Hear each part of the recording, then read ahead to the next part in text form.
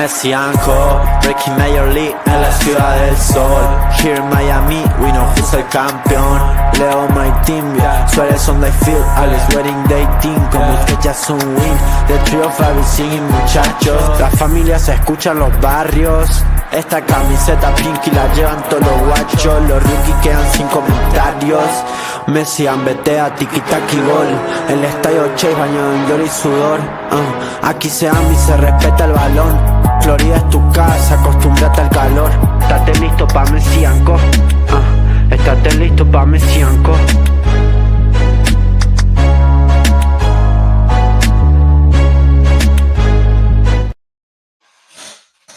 Hello, everybody.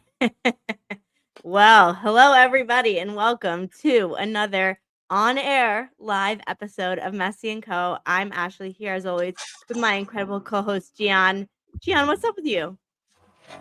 Dude, I thought I'd break out my new chain. I've been actually wearing this around, when I go out, when I go to the clubs, when I go to the club scene and I'm at the bar and I'm dancing and, just vibing with drinks in hand and the So I don't know. I thought I'd bring it on. I thought it'd be a good vibes here in the house. I'm also just kidding.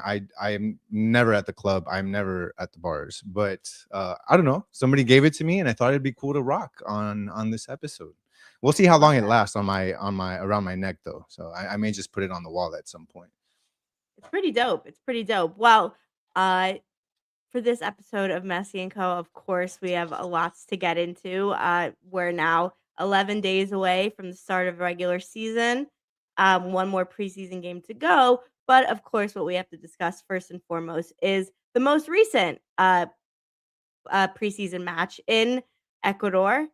Full crowd, pretty awesome atmosphere, and we got a Messi goal. So, Gian, it's your home court. I'll let you kind of take it away.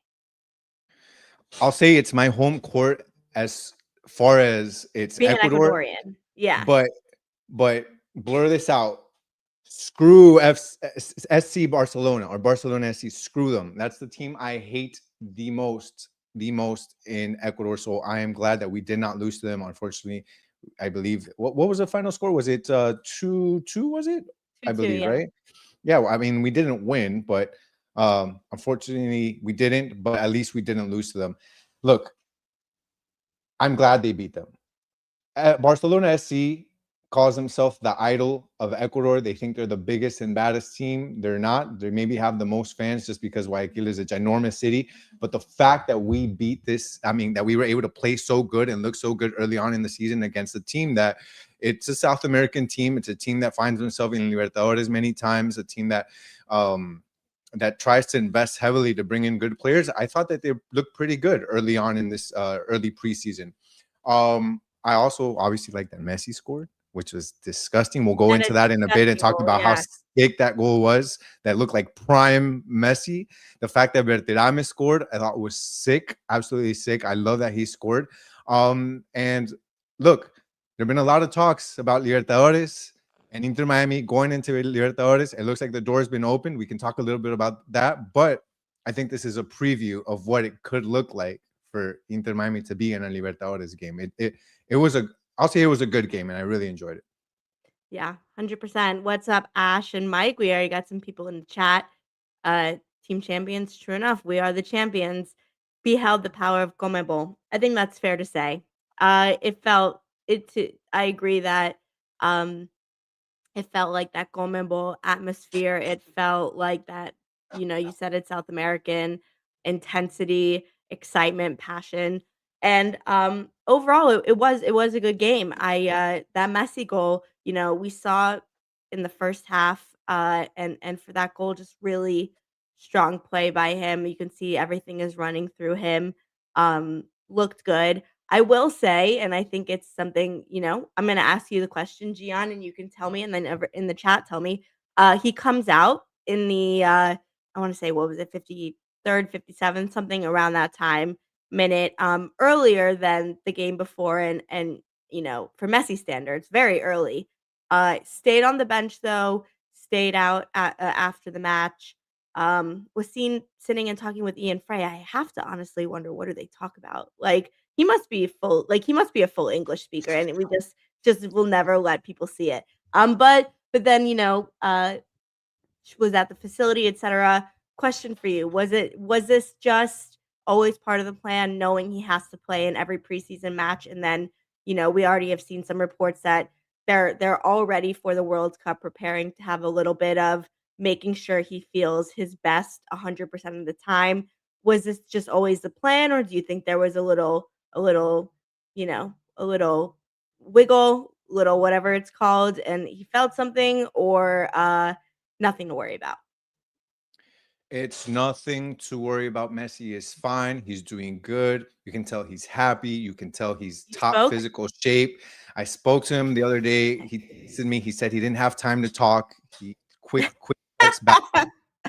And look, He he had answered said, "I can't talk right now. I'm sorry." he said it. He at one point it got a little aggressive. He said, "Cachá, bobo, que mira, bobo," and I told him, "Don't Que talk to mira, me like that. bobo. Do Yep. not talk to me like that." And I actually told him, you know what, I'm not going to text you for a while until you apologize. But look, he looked fine. He looks great. Obviously that goal, that goal that he scored was prime Messi. Messi looking like he's 18 years old. He took 3-4 defenders, ran past them, and just an absolutely beautiful shot to finish it. I thought it was incredible, honestly. And I loved it. He looks like he's in tip-top shape, like he hasn't lost a beat. And that's what you want going into a 2026 season, that they're going to go for 3-4 trophies. They want to win every single trophy. They have a team where they can win every single trophy. So to have him looking that good and that quickly, sometimes players need to kind of get a few games under their belt before they're looking, just like they did in the MLS Cup. That I thought that was amazing. And look, you and me were kind of talking a little bit about how much of this is him making sure that he's doesn't get overworked, doesn't overwork his muscles, is in tip-top shape for the World Cup, and how much of this is really, hey, it's preseason. Right. He already showed what he can do. He scored. He put on a show for the crowd. 60 something minutes, was that enough? And is that just why they took him out? And I really lean towards that. I think it's more about a Messi that, again, showed out, had a goal. This is against a really physical Barcelona SC team, a CONMEBOL South American team. You don't want to put him in, I guess, put that much risk on your best player, right? And on top of that, if you really paid attention to the field, that field didn't look in the best conditions, in my opinion. I saw players sliding all over the place. There were holes in the field. I mean, it wasn't the worst of fields. We've seen teams playing worse, but it was definitely not the best. So I think that just from a risk perspective, and it's preseason, come on, like he doesn't need to play 90 minutes. They went ahead and they took him out. He did his job. He put on a show for everybody. As far as the World Cup is concerned, I really, really, really don't think we're going to see that much game management because of World Cup. There may be game management because it's going to be a long season, Inter Miami season. But as far as World Cup, I think Messi is the type of guy that's dedicated to his club team. And yeah, he wants to be in tip-top shape for the World Cup. But part of that is making sure that he's getting the right amount of minutes, doing well in club. Like, think about it. If they just start subbing him out after 60, 70 minutes every game, he's not going to go into tip-top shape into that Club World Cup. He needs to get the reps and get the goals. And so I don't think from that perspective, I think you and me maybe differ a little bit there. But I think that from that perspective, the World Cup, we're not going to see a lot of that kind of affecting what we see in Inter Miami. Yeah. I mean, I think it's one of those things where we're never going to really know, right? Like, they're never Inter Miami. It's not something that they, from a competitive standpoint, would ever disclose. The game plan for him and over these next 4 months is not something the public is going to be privy to. It's going to just happen, and we'll see. I agree that the best Messi is the Messi who continues to play consistently, and that's how he likes to. That's just the kind of player and the person he is. I agree that I think it was a planned thing. I think if there's any difference and we see a change in his participation in their final preseason match in Puerto Rico, then you can start maybe sounding an alarm. As far as we're concerned, though, I think preseason's going just to plan, and we got a sick goal out of him, and many more good to come. And Berterame scored, so Well, that's and good that's what I was too. about to say. That was exactly what I was going to transition to. Is that not more importantly, but almost as importantly as Messi scoring and having a good moment, is that our new striker, our new number 9, who's here to help Inter Miami, uh, cross the line and get even more trophies than last year, Berterame with a goal and starting and clearly, uh, the plan for the season as our number 9. What'd you see from him, that you liked or, that is good news? I think he reminds me of a lot faster, quicker Luis Suarez. Mhm. Yeah. Luis Suarez earlier on in his career, where he's able to get the ball in and create space for himself to get the shot off. We saw that in the goal that he scored. Once he got the ball, I believe it was outside of the area, and he stopped it with his chest. He took a few dribbles, got into the box, went to the left side, had a couple of defenders on him, and was still able to get a good shot on goal. I believe it got deflected, but still, it was a really good shot on goal, and he scored. And that's, I think, what we can come to expect from Berterame going into this Inter Miami season, is him being able to create spaces for himself, but also being in the right place at the right time. He's a guy that's going to have a big presence, a big number 9 killer reference point inside that box area most of the time. I did say earlier on, I didn't think his profile was necessarily one that was going to be a guy sitting in line with the center backs and then just running into space. Can he do that? Yeah, it was more of a guy that was going to be ready to receive the ball at any time, be it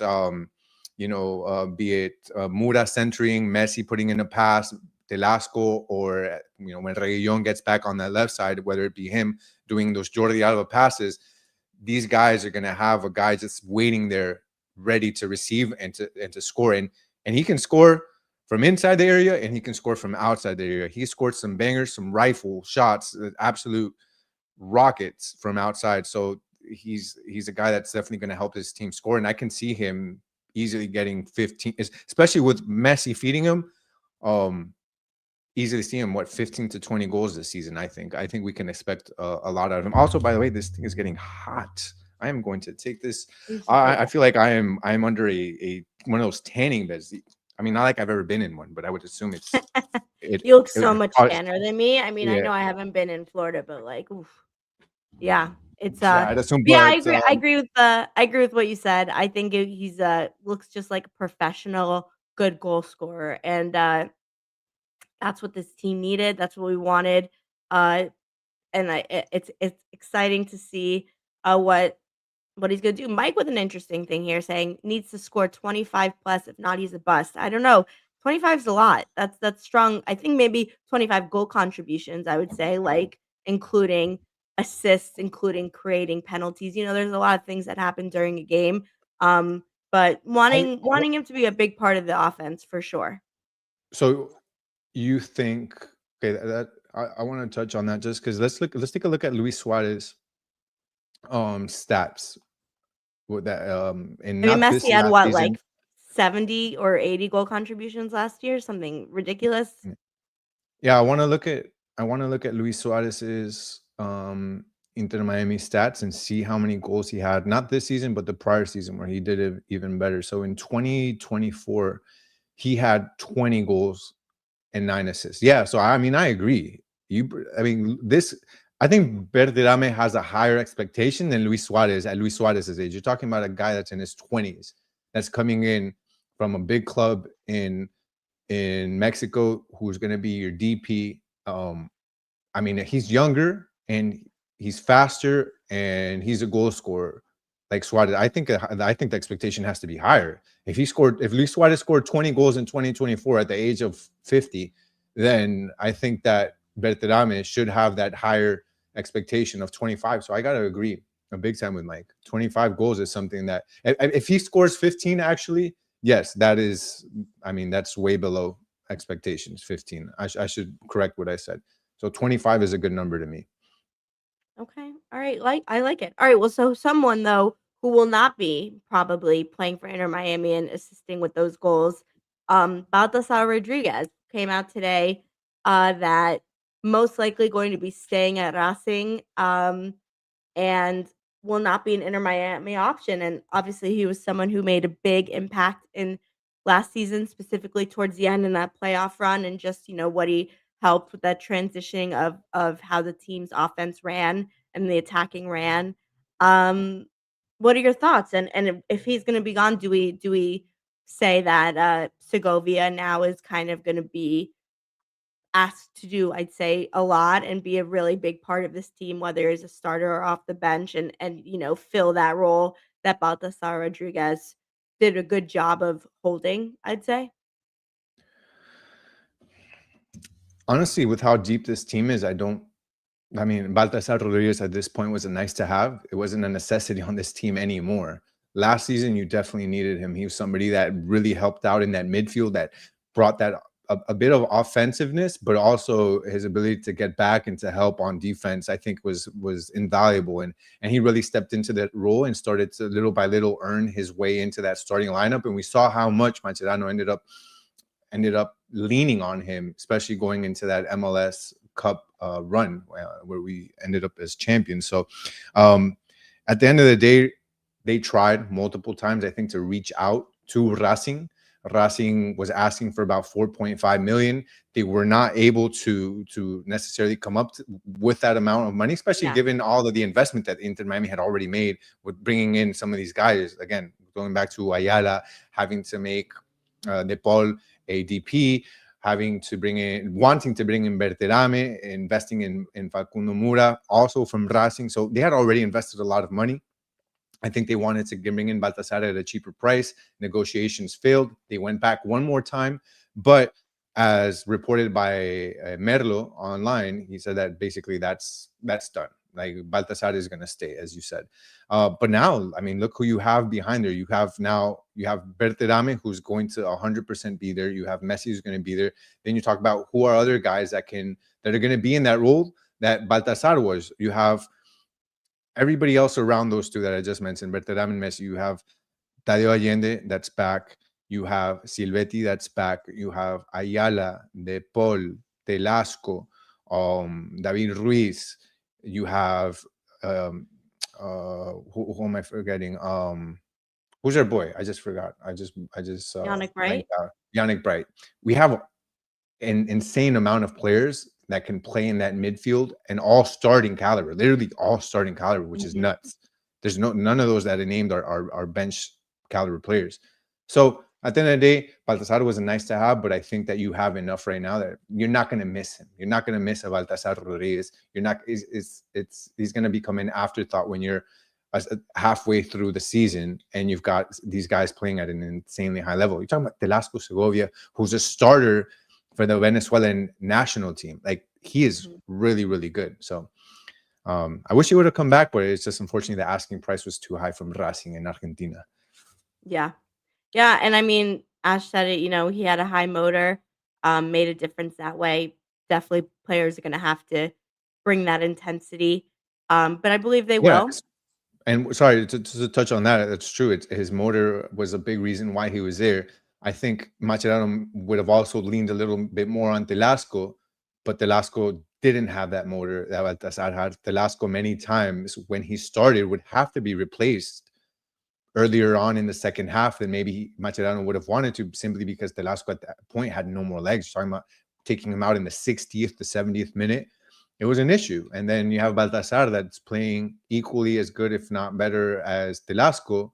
I think it's a bit of a different profile, but still kind of they can take on the same responsibilities, but a guy that is not going to be exhausted in the 65th minute, 70th minute. Yeah. Yeah. So it will be interesting to see. This is a good question here by Carl, and this is kind of a show where we can talk about whatever, whatever we're feeling. Is Miami's defense going to improve? Well, I'd start by saying if you compare the defense to how it'd been previous seasons, our defense is in really good shape. And we did lose Jordi Alba, but having a healthy Ian Frey, uh, Falcon, etc., makes a big difference in the defense. So I think I feel good about the defense.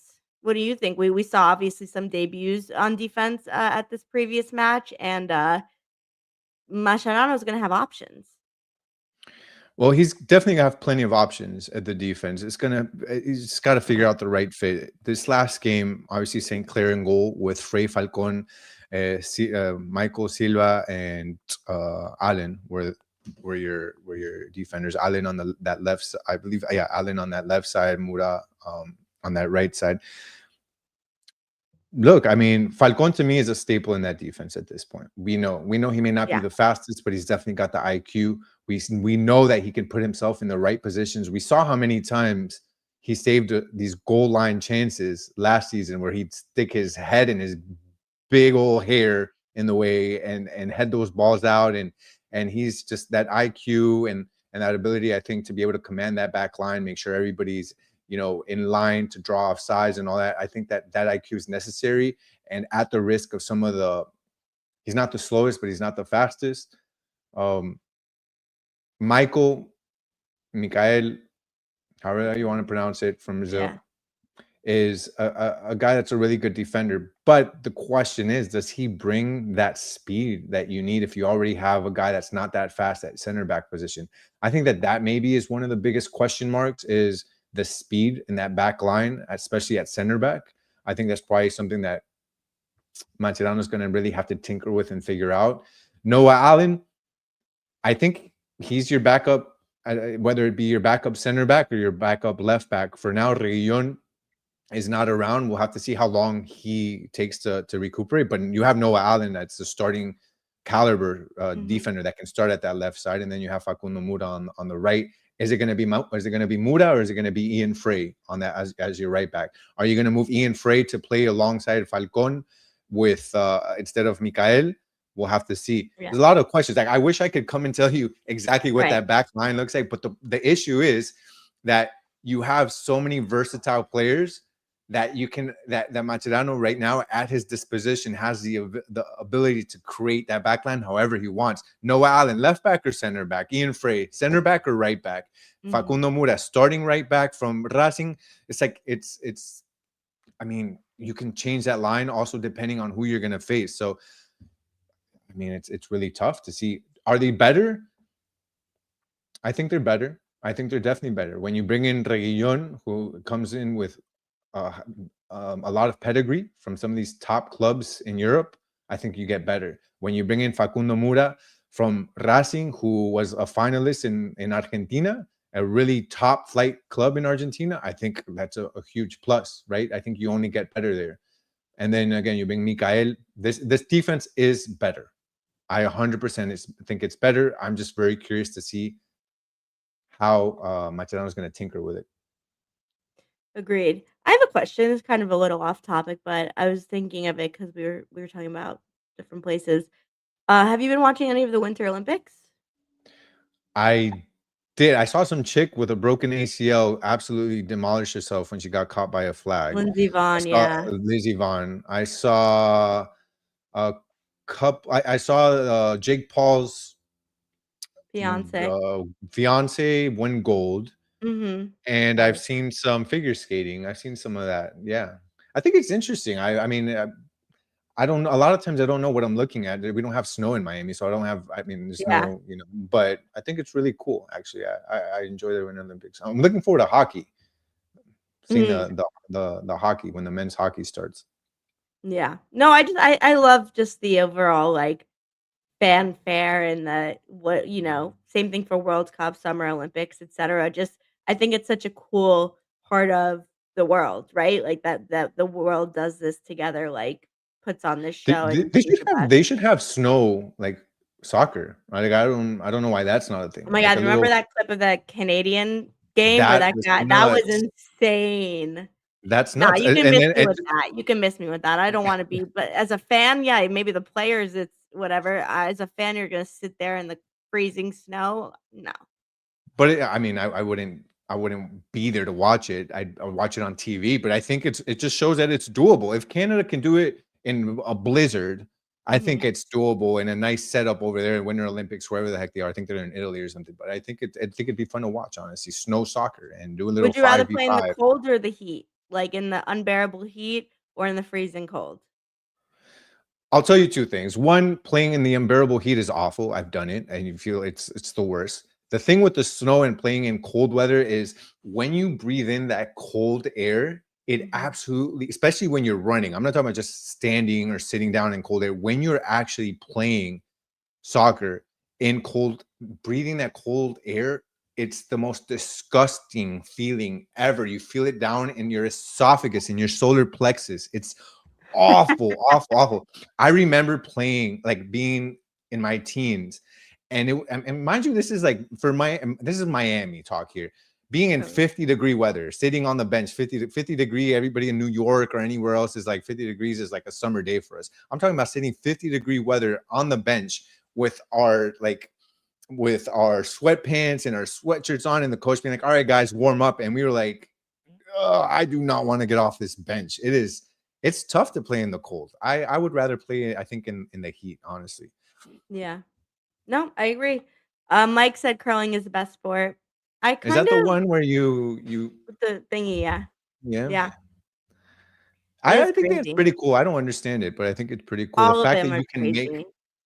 The fact that you can make something follow you with doing vacuuming the ice or whatever that thing is, I don't even know. I don't know the physics behind that, honestly, but it looks incredibly interesting. Crazy. Yeah. World Cup is only a few months away, and that'll be us hosting, and you're already starting to see different parts of America preparing for it. And look, Copa America, I don't think was the greatest logistical setup of all time. Hopefully, they've learned in the 2 years since, and we'll see something better. They've already started naming home bases in different cities. I believe, I believe Portugal is in Miami. Portugal's in Miami, and Argentina's in Kansas City, I believe. Really, Yeah. really, that's interesting. I thought they would do it here because of Messi also in Miami, but maybe once Portugal came in, they're like, Yeah. nah, we can't have Portugal and Argentina in the same spot. You know, we can't have Messi catching Ronaldo in the Publix. There may have maybe some issues there. Can you imagine could you imagine Ronaldo in Publix? Honestly, I guess Messi now, like, he's just such a down to earth, cool guy that, like, see, we've seen him in Publix multiple times. It's crazy. But I would honestly think it'd be hilarious for Ronaldo and Messi to run into each other as they're getting like chicken tender they're Fruit subs at Loops. Publix. Yeah. That 100%, would be really funny. 100%. Yeah, 100%. And also, look, we're 2 months away from Freedom Park, the new Inter Miami Stadium opening, and we're starting to see seats being put in, and it is looking exciting. And the reason I brought that up is because something cool that was announced today that I thought we should talk about from Joe Pompliano from Sportico. Inter Miami is now Major League Soccer's most valuable team.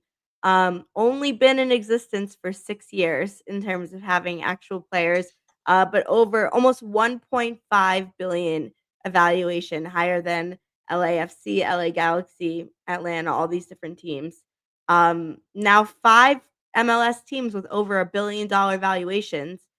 Pretty freaking impressive to see. I mean, look, we obviously know it's the Messi effect, but that's pretty fast, and everything you're wanting to see with this new stadium, this new Freedom Park, the academy, and Inter Miami winning the MLS champion, $1 billion valuation. Like, we've talked about this in so many different ways, Gian, but it's not just Messi in the moment. It's about what you're creating for the community and for the legacy, and it's pretty sick what's already happened.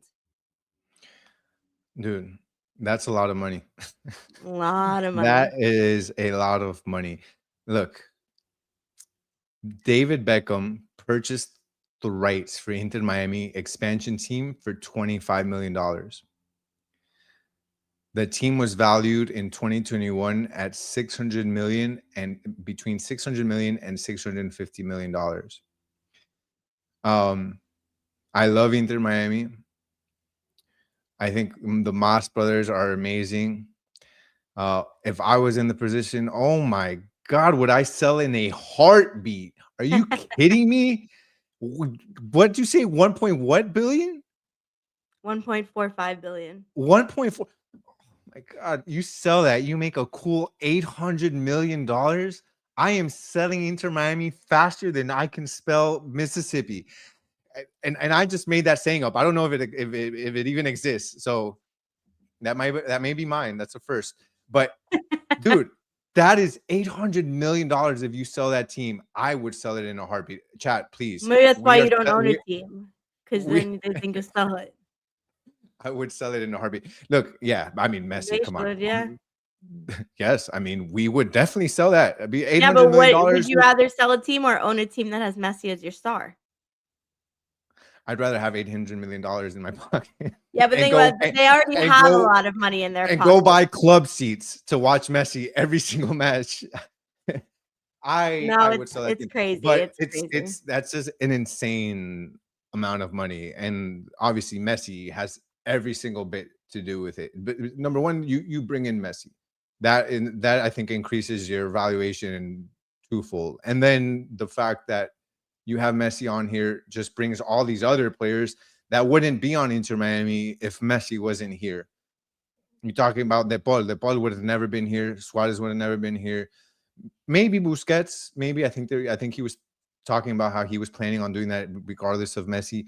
Jordi, I don't know if he would have been here, but all these other guys, there are guys like Tadeo Allende is back because Messi's here. St. Clair is here because Messi's here. He said it very clearly. Like a lot of these guys are here because Messi is here, and that's just all the caliber of players that the Inter Miami team has been able to bring in because of Messi has inflated that valuation. Then you talk about all the jersey sales. You talk about how they're investing in this Freedom Park and how much revenue that's going to bring in. I mean, it's really. It looks cool. I passed it a few times. Yeah. It looks cool. No, it's insane. It's quite a time to be alive as an Inter Miami fan. I mean, honestly, their valuation does nothing for me personally. It doesn't affect my pocket. I wish it did.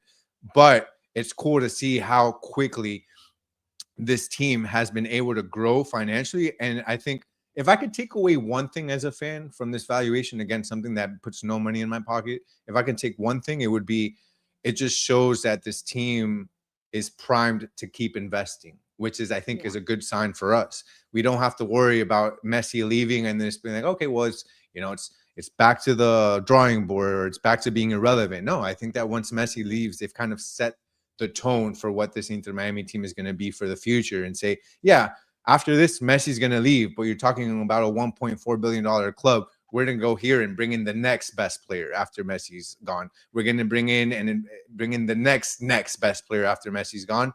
And we're going to keep investing in the community. We're going to keep investing in this team. So as a fan, you can be sure that we're going to continue to be a competitive team no matter what.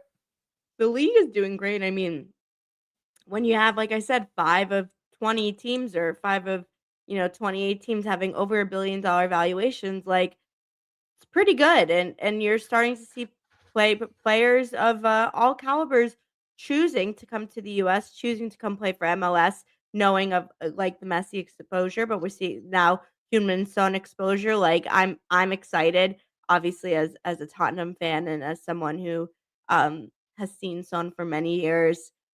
I'm really excited to watch him play against my team. It's pretty cool, and so I just think the way everything's going it's really cool. Dude, and it's really you think exciting. 1.4 is a lot? Wait till they win. Wait till they win Libertadores. Then they're going to be even higher. So, damn, imagine we're in the Libertadores. Like, how insane would that be? We could be at every game. Be insane. What happens if they play though your team? Like, yeah, what are you gonna do? Okay, don't Have you insult thought me about like that. this? My team is Have not you thought about Guayaquil. this? My team is not Barcelona. That's the team I despise. My team is Liga de Quito. Liga de Quito. I'm sorry. You're right. I knew. I was thinking of the city. Which I knew that. since 2008, we've won 1 Libertadores, 2 Sudamericanas, 2 Recopas, and we almost won an international cup against Manchester United if it wasn't for freaking Cristiano Ronaldo. But if they played, look, I have to be real here. I have to be transparent with you guys. You guys know I would never lie. I would never lie to you, Ash, and I would never lie to chat here. If Inter Miami played my team, Liga de Quito, it's Liga de Quito Corazón, 100%. I'm sorry, 100%. But if they're not facing Liga de Quito, 100% rooting for Inter Miami all the way to win that Libertadores. Because it'd be sick. Imagine they win Libertadores and then they go and they play the Intercontinental Cup, where they can face if they go through the different stages of the Intercontinental Cup, which is the winner of here versus the winner of all the other leagues, or the other, Champions League and that sort of thing, they could end up facing a Real Madrid. Imagine a Real Madrid versus Inter Miami, or Inter Miami versus a Barcelona or a Liverpool or Man City for a cup. Yeah. How disgusting would that be? And I know it sounds crazy to talk about this, but it's realistic. It's very realistic. And the president of CONMEBOL recently said he's left the door open for CONCACAF to send its teams to come and compete. It's been done before. This is not something new, so it's realistic to think about it. It's something I think can happen. 100%. Yeah. Well, so there's one preseason game left. Obviously, it's going to be in Puerto Rico. And then we're, 11 days away from the start of the season. What have your overall thoughts been of the preseason, and how do you think this final match is going to go? I think my first thought is, does anybody play soccer in Puerto Rico? I didn't even know Puerto Ricans liked soccer, honestly. I thought it was all basketball and baseball. So the fact that I found out that Inter Miami was playing in Puerto Rico, I was very Versus a astonished. team from Ecuador? Especially versus a team from Ecuador. That was astonishing to me. But nonetheless, it's cool. That's what they're trying to do. MLS is trying to expand the game, right? Same as NFL playing games in London, same as NBA playing games in wherever the heck they're playing games. They're trying to bring the game abroad. I think that's what MLS is trying to do, and I think that that's good for the league. They're trying to get as many people watching as possible. So for fans in Puerto Rico to get the chance to watch a game where, they otherwise wouldn't have that opportunity, and to see a really good Inter Miami team, to see a legend like Messi in Puerto Rico, and then to see a really good team from Ecuador. Independiente del Valle is a team that has had many good soccer players come out. You're talking about Moises Caicedo, that plays in Chelsea, came from Independiente del Valle. You're talking about Piero Hincapié, who plays for Arsenal, starter in Arsenal, also comes from Independiente del Valle. Kendry Páez, that went to Chelsea and is now playing. Like, a lot of good players. So you're talking about two really good teams. It's definitely going to be a really good show, a spectacle for Puerto Rican teams. Will Bad Bunny perform during the halftime of the preseason game? That'll be interesting to see as well. Will Bad Bunny play at the halftime show between Inter Miami and Independiente del Valle? Tune in to find out. I think that's a great question. Will it happen? I don't know. Will Karol G be I there? love Puerto Rico. I really do. San Juan is one of my favorite cities. I've been there once. I love Puerto Rico. I love it's like it's an island, but it also has this beautiful city, this beautiful history. It has a yunque, is a rainforest. Like, it's just really special. The food special, the people special. Really cool place. I think what's cool about it too, I definitely agree with you. I think what's cool about it too is I was there with my family. We rented a car and just started to drive around the island, just randomly. And you just find these random beaches, like in the middle, like a little town of like 10 houses, and they've got a private. Well, it's not private, but it's like their own beach. Yeah. You just I remember just parking on the side of the road and getting onto this beautiful beach that could be a beach at Sandals, Jamaica. Like, it's so beautiful, and you're like the only one. It's just incredible. It's a beautiful place. So the fact that they can experience, maybe we'll do a Messi Co leadership retreat to Puerto Rico. Yeah. Our annual meeting. We'll have to reach out to Ethan, see if he can sponsor that. Yeah, definitely. Exactly. Our 5 Reasons Sports annual meeting, no doubt. It will be exciting to watch, though. See us how that plays out, and then the season's right here. Like, it feels like just yesterday we won that final against Vancouver. I think I'm ready for this season to start. I'm ready for the new April 4th kicking off at Miami Freedom Park. What a lot of people worked really hard on, and just for the community in South Florida, these soccer fans, the kids, all these things. I think it's just going to be super, super awesome. I cannot wait for that new stadium. Honestly, I cannot wait. I saw that this week they were putting in the seats now. So that's pretty cool. I mean, they better hurry up. They've got a couple months, so it's a lot of seats. There's a lot of seats to put in, and but it's coming along quickly. And obviously it's in phases. It's like you're not going to get there and then every single thing around the stadium is going to be ready. No, obviously they need the parking garage, the seats, and the grass. That's basically what you're going to see when you get there. But all of that dining, I'm excited about. I actually went to over in Midtown.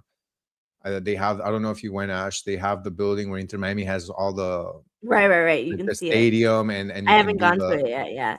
so I went there and they kind of explained to us how everything's going to be. It's like 5 or 6 phases. I think like the last phase when everything's really, really done and ready to go is probably like in 2029, 2030, something like that. So like 5 years from now, but little by little, you'll start to see the dining and all of the stores. And I think that's going to be cool because you're always going to have something going on around the stadium. It just brings a lot of buzz around the team. So I'm excited about that. And I hope they make fields that you can play on too. You know, that 5v5, 6v6 with your friends. It'll be really neat. It'd be totally 100%. Has the roof been installed yet? Yeah, so they put the awning already. The awning, yeah. I'm not a construction expert, so I don't know how much, like, I don't know what screws are missing on the awning or anything like that, but definitely the My awning IKEA instructions, seems like, yeah. the awning definitely is up, or what looks like an awning seems to be up already. So The design in general looks cool, looks spaceship vibes. Like it gives me Tottenham Stadium vibes a little bit, where like it looks really futuristic, it looks really cool. Yeah, I like that. Exciting. As long as it doesn't give you toilet bowl vibes like Real Madrid Stadium, we're good. Right, it doesn't give toilet bowl vibes. I will really quick, this is a kind of off topic, but this is a show about soccer. Man United fan doesn't get to cut his hair. Oh, wait, did they lose? They tied. They scored a goal in extra time. They had like No. 5 chances to win, honestly, like 5 almost chances, and so, That's not. honestly, the kid should be happy 'cause he's gonna if he cut his hair, like, then the gag would be over. Now he But gets to it's not even like his hair is going down. It's like a square. He looks like SpongeBob. It's like a Yeah, he square. gotta rock some braids or something. That's what I would do. Yeah. I'd at least blow dry it or do something. But that thing, it's not. He looks like a chia pet. Like it's just Yeah, not. it doesn't look comfortable. It doesn't look comfortable. Did Chelsea play today? That's who I go for because Chelsea didn't win. Cole Palmer had an absolute sitter to win the game. Sick. Crazy, And I but he think didn't get Arsenal it. plays tomorrow. Tottenham lost, which is I want that coach gone, and it makes me mad. But you know what? We are Europa League champions, and we'll always have that.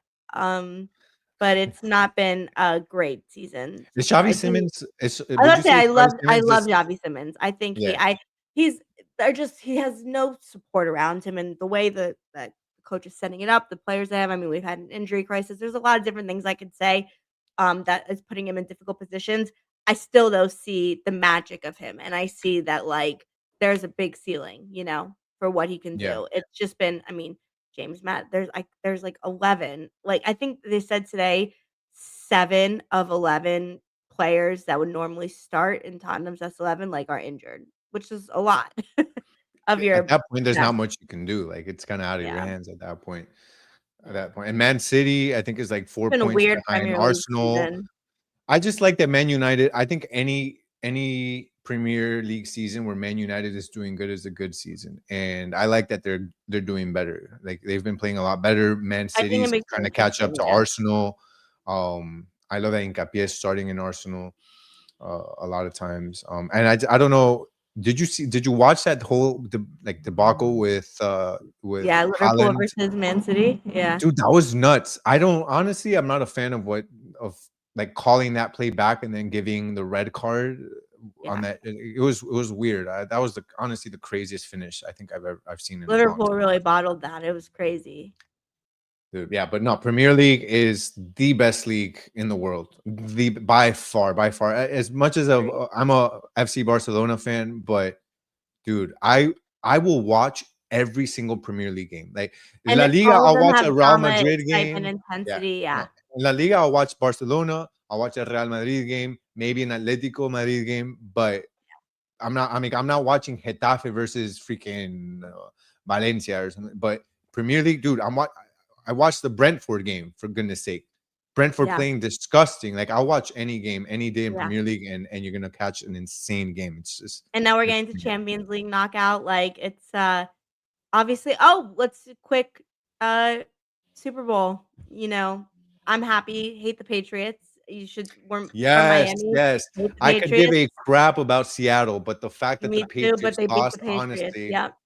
was beautiful. Was beautiful, Yeah. beautiful. It's just a successful Super Bowl The for Heat me. made no big moves in the trade deadline, which sucks. Now we're just doing like a Dude, recap of sports around the world. oh my God. I know The it's Heat. frustrating, and I watched the game last night. It's tough. Dude, the Jazz pulled their starters in the fourth quarter because they're trying to lose.